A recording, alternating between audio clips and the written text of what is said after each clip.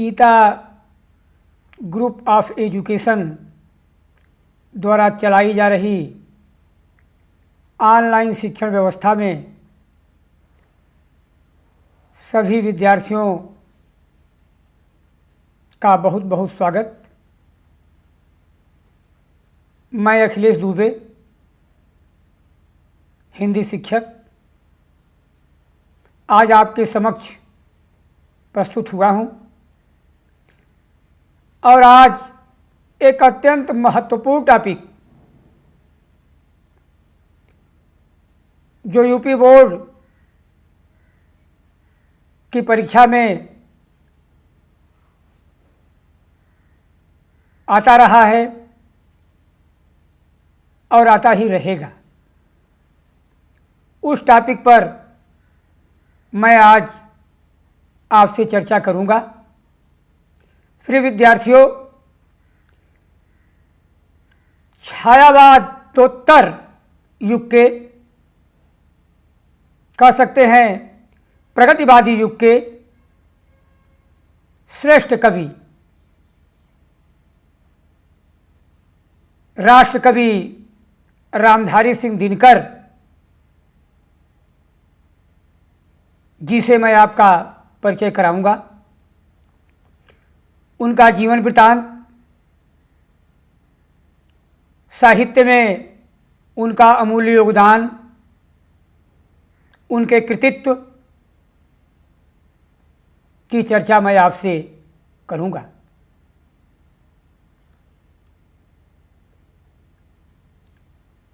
धुंधली हुई दिशाएं,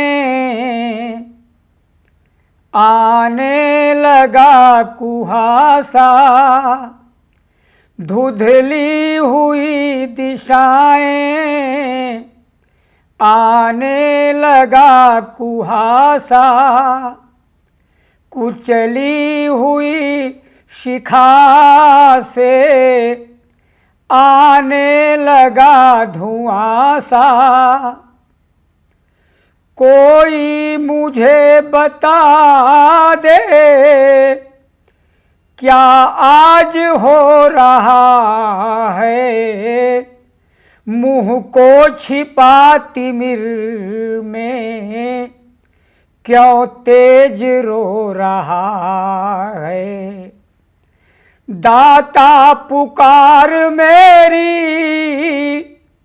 संदीप्ति को जिला दे, दाता पुकार मेरी संदीप्त को जिला दे, बुझती हुई शिखा को संजीवनी पिला दे, प्यारे स्वदेश के हित, प्यारे स्वदेश के हित अंगार मांगता हूँ, चढ़ती जवानियों का श्रृंगार मांगता हूँ, आगे पहाड़ को आगे पहाड़ को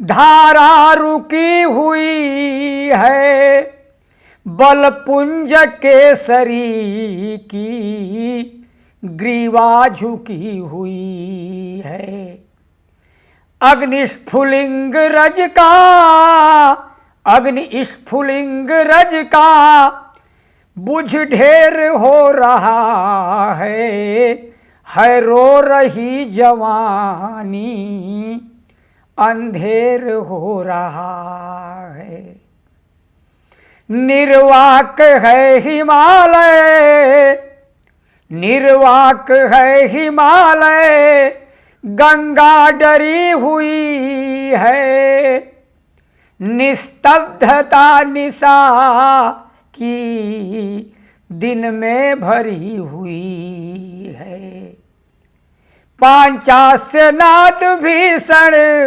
विकराल मांगता हूँ, पंचास्य नाद भीषण विकराल मांगता हूँ, जड़ता विनाश को फिर भूचाल मांगता हूँ, चढ़ती जवानियों का श्रृंगार मांगता हूँ, चढ़ती जवानियों का श्रृंगार मांगता हूँ। प्रिय विद्यार्थियों, सामधेनी जो दिनकर जी की एक सुप्रसिद्ध कृति है, उसकी कुछ पंक्तियां मैंने आपके सामने रखी। प्रगतिवादी कवि दिनकर जी,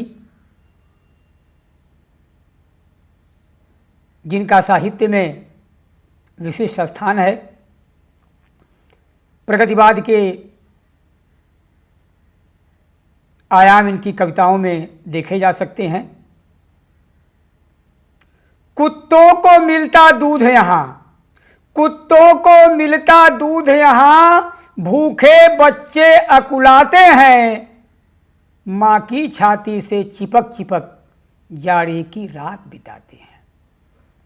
ऐसे श्रेष्ठ कवि रामधारी सिंह दिनकर जी का जन्म 30 सितंबर 1908 ईस्वी को बिहार राज्य में एक ज़िला है मुंगेर, उस ज़िले में एक गांव है सिमरिया, वहीं इनका जन्म हुआ था। इनके पिताजी रवि सिंह जी एक साधारण किसान थे। दिनकर जी का दुर्भाग्य था, जब दिनकर जी अत्यंत छोटे थे, इनके पिताजी का स्वर्गवास हो गया। इनकी माता जी का नाम श्रीमती मनुरूप देवी था। साहित्य का यह पुरोधा 24 अप्रैल सन 1974 ईस्वी में इस संसार को छोड़कर चला गया। मैं आपको दिनकर जी की शिक्षा की जानकारी दूं। गांव में एक संस्कृत के पंडित थे, उन्हीं के यहाँ इनकी प्रारंभिक शिक्षा शुरू हुई।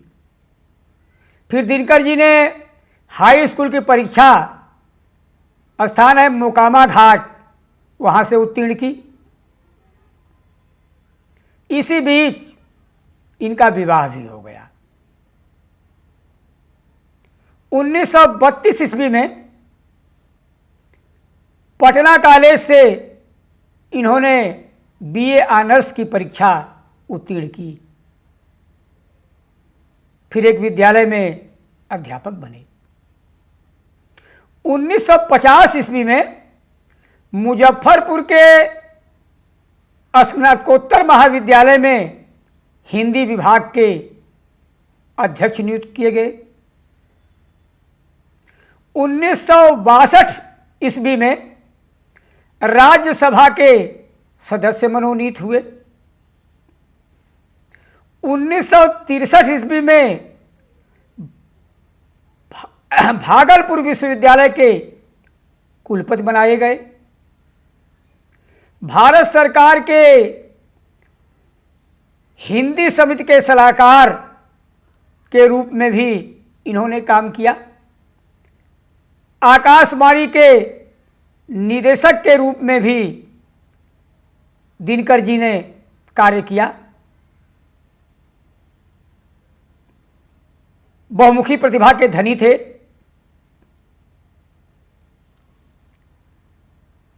श्रेष्ठ गद्यकार, श्रेष्ठ कवि के रूप में हम जाने जाते हैं दिनकर जी हमारे बीच। साहित्यिक परिचय इनका मैं आपको दूं। छायावादोत्तर और प्रगतिवादी युग के सर्वश्रेष्ठ कवियों में रामधारी सिंह दिनकर जी का नाम उल्लेखनीय है।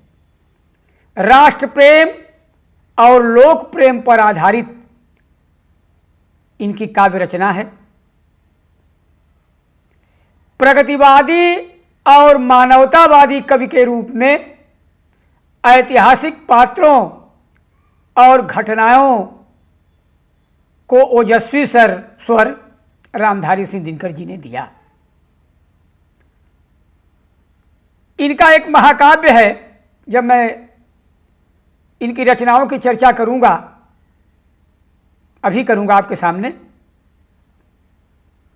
इनका एक महाकाव्य है, गीत नाट्य महाकाव्य है, पौराणिक आख्यान पर आधारित है, बड़ा ही सुप्रसिद्ध महाकाव्य है उर्वशी।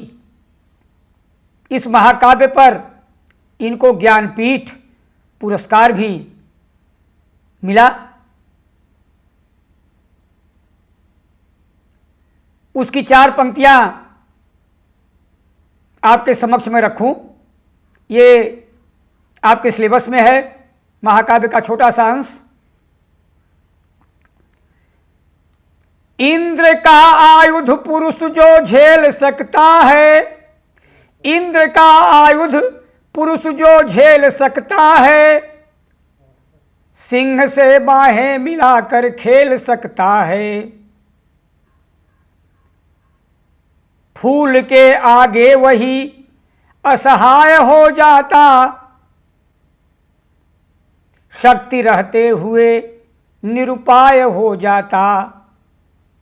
विद्ध हो जाता सहज बंकिम नयन के बाण से, जीत लेती रूप सी नारी उसे मुस्कान से। लौकिक प्रेम, लौकिक काम पर ये लिखा गया महाकाव्य। इसके बाद एक और महाकाव्य रेणुका, हुंकार, कुरुक्षेत्र, ये इनके महाकाव्य हैं। दिनकर जी ने खंड काव्य लिखे, रश्मिरथी लिखा, प्रणभंग लिखा। काव्य संग्रह से मैं इनका परिचय कराऊं, जो इन्होंने काव्य संग्रह इनके हैं उससे मैं आपको जोड़ूं। रसवंती, द्वंद्व गीत, सामधेनी।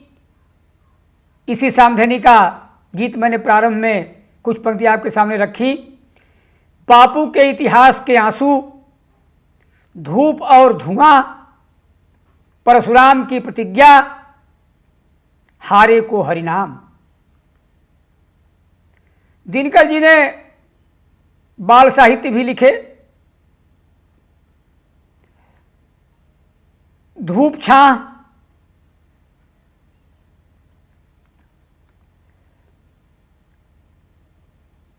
मिर्च का मजा,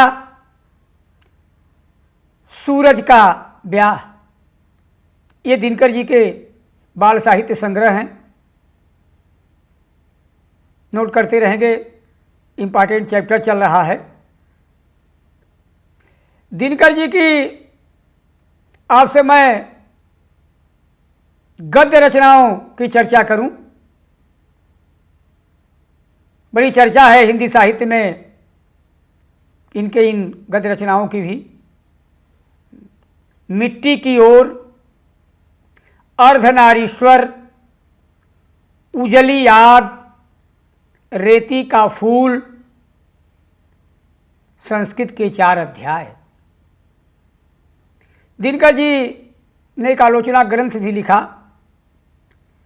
शब्द कविता की खोज।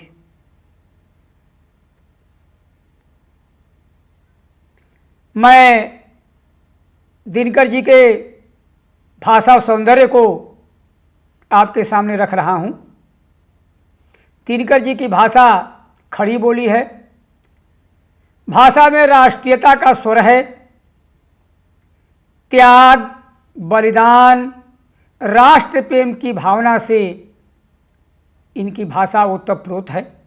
जैसा मैंने आपसे चर्चा की कि राष्ट्रीय काव्यधारा के महान कवि हैं, भाषा खड़ी बोली है, राष्ट्रीयता का इनकी भाषा में स्वर है, त्याग बलिदान राष्ट्र की प्रेम की भावना से ओतप्रोत है इनकी भाषा।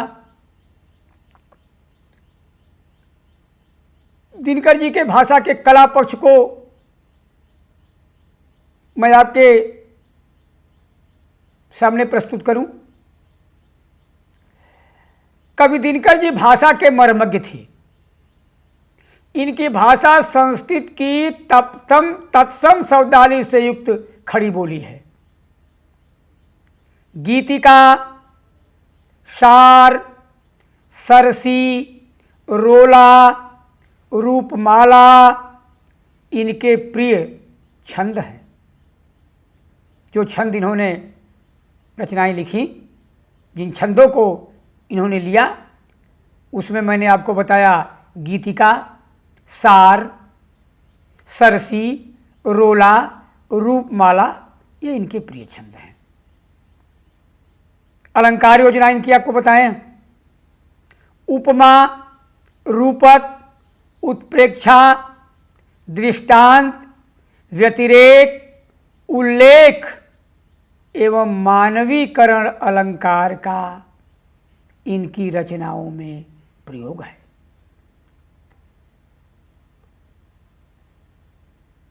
जरा देखिए इनका भाषा सौंदर्य।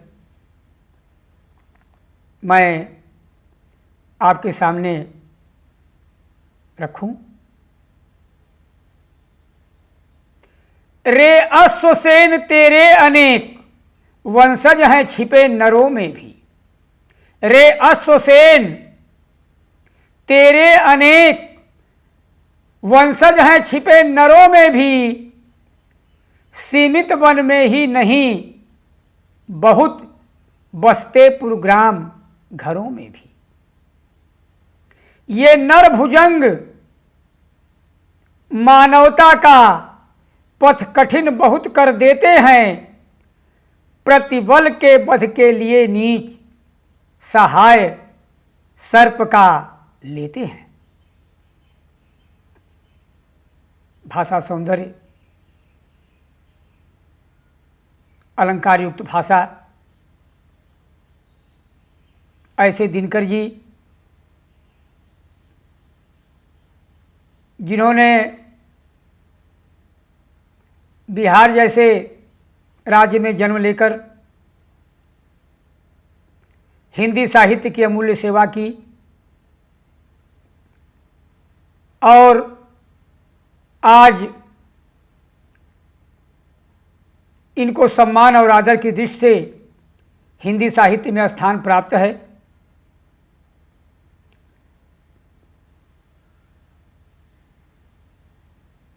इतने राष्ट्रीय विचारधारा से ओतप्रोत इनकी कविताएं हैं कि अगर जिसके अंदर राष्ट्र प्रेम नहीं है, जो तटस्थ है, जो कोई मतलब नहीं रखता, दिनकर जी उसको क्षमा नहीं करते। दिनकर जी कहते हैं कि समर शेष है, समर शेष है नहीं पाप का भागी केवल व्याध। समर शेष है नहीं पाप का भागी केवल व्याध। जो तटस्थ हैं समय लिखेगा उनके भी अपराध। इनकी मान्यता है कि ये तटस्थ रहने का समय नहीं है। इस समय आवश्यकता है देश को स्वतंत्र कराने की, देश को आज़ाद कराने की। इसलिए ऐसे में जो तटस्थ हैं उनका भी इतिहास लिखा जाएगा। समय के साथ उनके भी अपराध की चर्चा होगी। किसान के घर में पैदा हुए, जिसके सिर से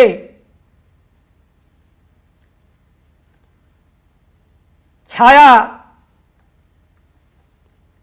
पिता की मृत्यु की बाद खाली हो गया, बिल्कुल अकेले हो गए। उन्होंने इतना बड़ा काम हिंदी साहित्य में किया। साहित्य के इस मर्मज्ञ का साहित्य में स्थान बहुत ऊंचा है।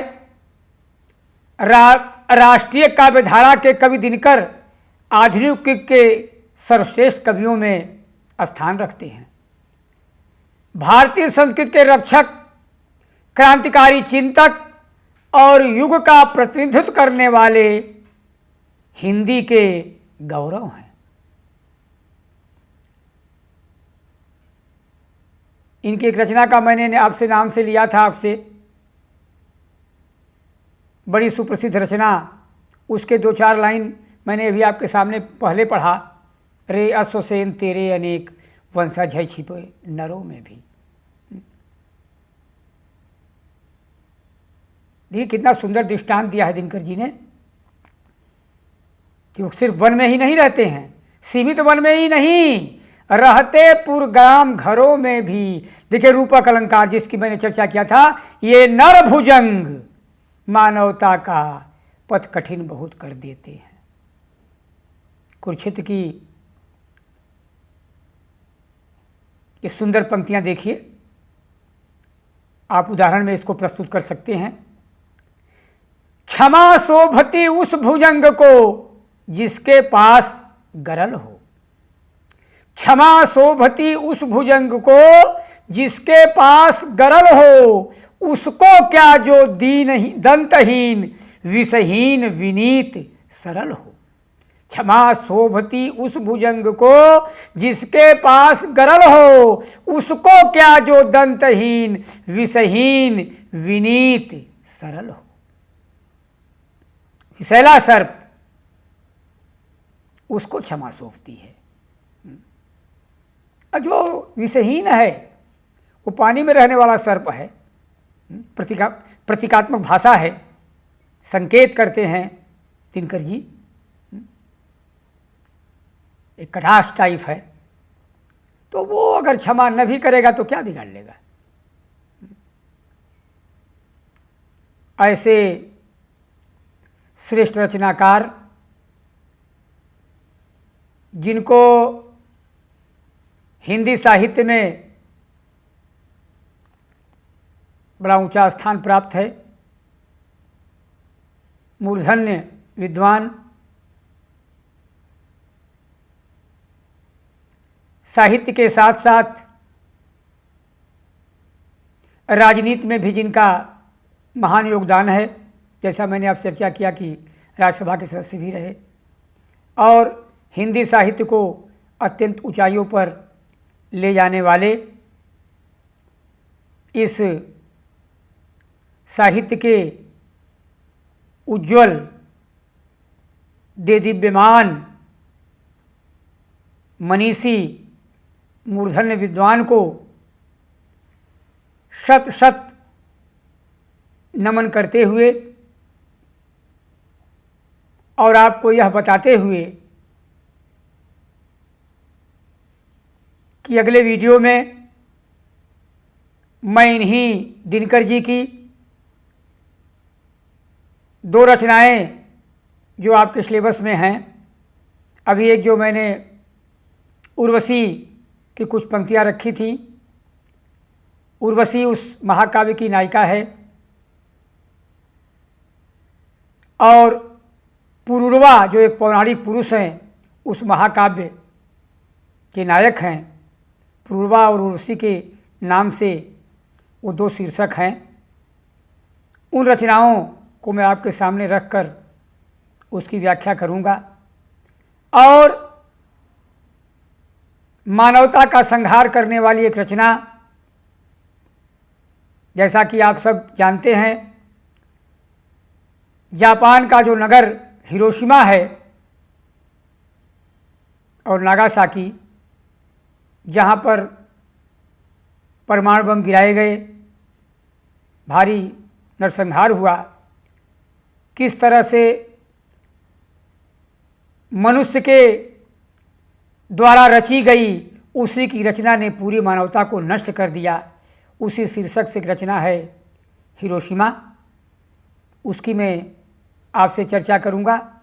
इस उम्मीद और विश्वास के साथ करूंगा कि आप आज का जो वीडियो है, अगर आपने सीता ग्रुप ऑफ एजुकेशन के चैनल को सब्सक्राइब नहीं किया है तो कर लें। उपयोगी चर्चाएं हो रही हैं। आप खुद समझ रहे होंगे कि अगर इस समय आप इससे नहीं जुड़ेंगे तो आप बहुत कुछ लॉस कर जाएंगे। फॉर्म भरने की डेट आ गई है, फॉर्म भरे जाएंगे, एग्ज़ाम समय से होगा। अगर ये आपसे छूट जाएगा तो आपका बहुत लॉस होगा। इसलिए जो भी बच रहे हैं, जो कर लिए हैं, वो नियमित देखें। जिन्होंने नहीं किया वो कर लें और जुड़ करके सीता ग्रुप ऑफ एजुकेशन द्वारा चलाई जा रही इस व्यवस्था को अपना सहयोग दें, सुझाव दें। सीता ग्रुप ऑफ एजुकेशन आपकी सेवा में हमेशा तत्पर है। धन्यवाद।